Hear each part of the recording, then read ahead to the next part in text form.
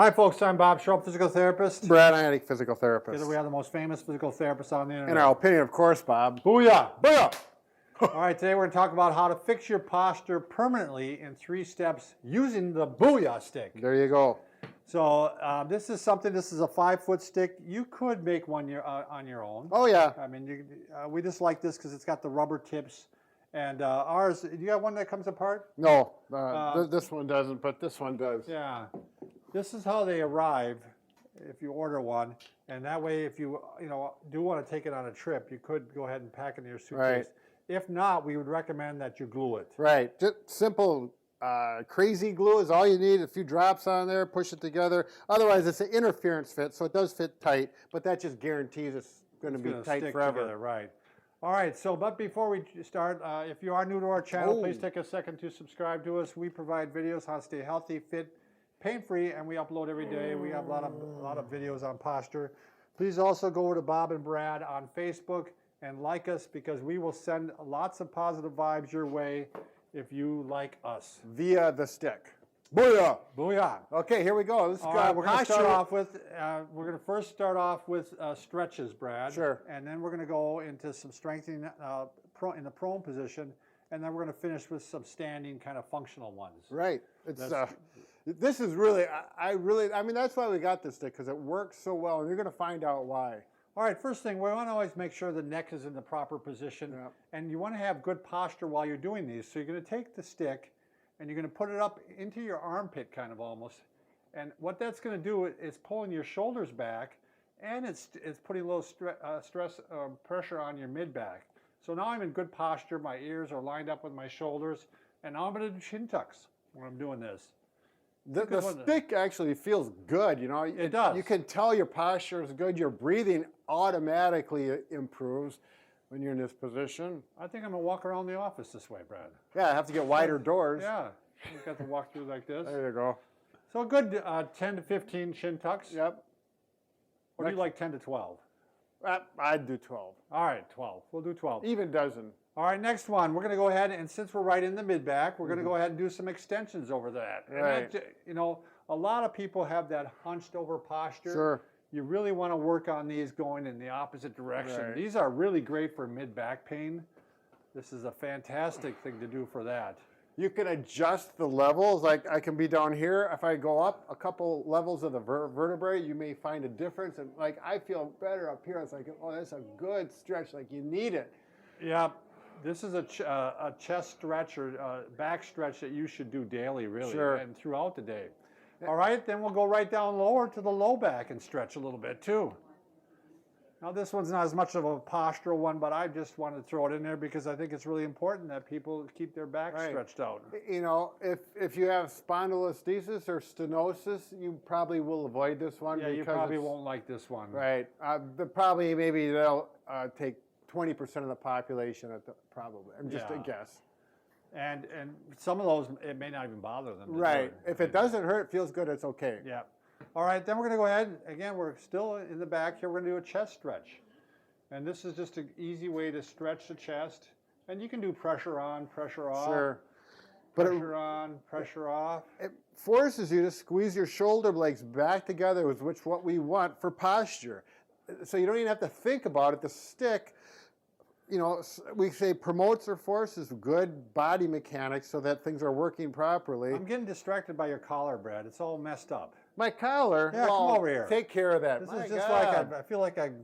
Well, my son usually my wife takes care of this. 4 years old. Yes, well, this, try it both ways with your palm up or palm down, and do whichever more comfortable. Oh, interesting. Yeah, I didn't realize that, Brad. Yeah. You're right. Yeah, because I do these a lot with shoulder rehab. I use a BOOYAH Stik almost with every shoulder I work with, and that becomes more critical when you have a sore shoulder. Yeah, I think this thing works really well with shoulder problems. So, and then we're going to go down and just do you can do a chest stretch out to the side too. You can just stand and don't turn with it. You're just going to go ahead and stretch the chest on that one side.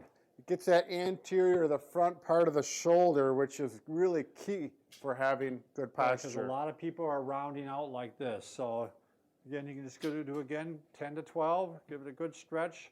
I'm tighter on this side. Sure. Usually dominant side or the other side, depending on your daily activities. Yeah, and that's why I like doing a single one. Sure. You know, not just a double one, because then you can focus on the side that's giving you trouble. There you go. So, all right, then I'm going to go ahead and do a hip flexor stretch. Now, you probably want a pillow for this.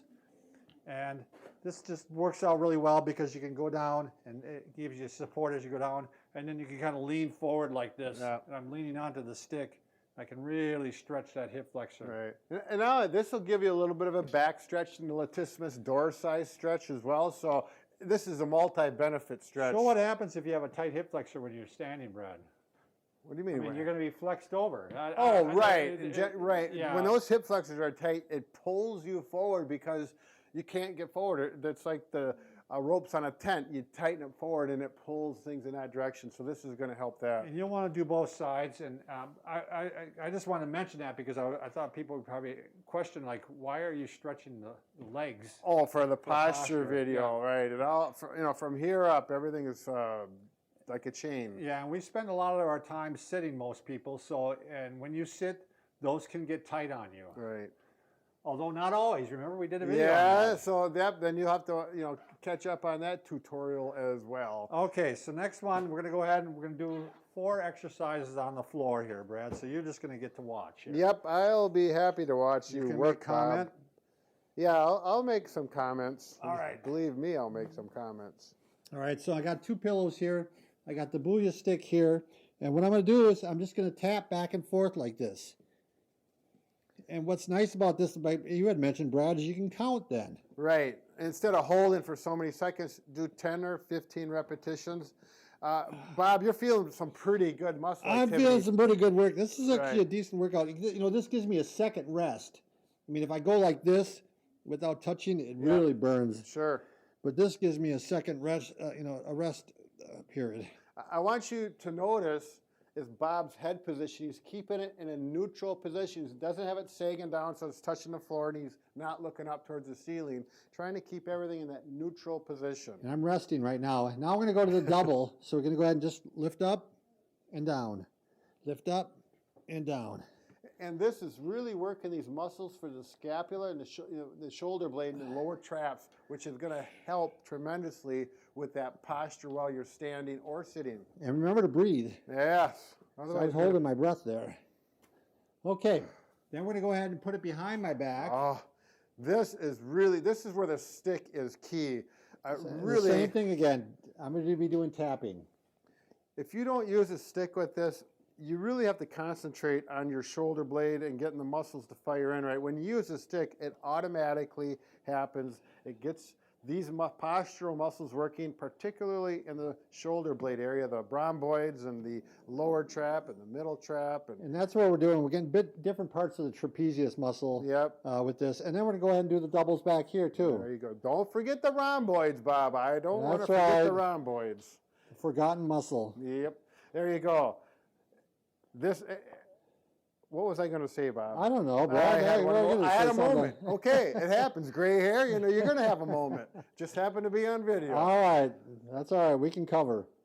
Okay, so anyway, we're going to stick to 10 to 12 on all these, right, Brad? Right. Yep. So, if you're just starting out, you may only want to do 5, but, that's the goal, is to get up to 10 to 12.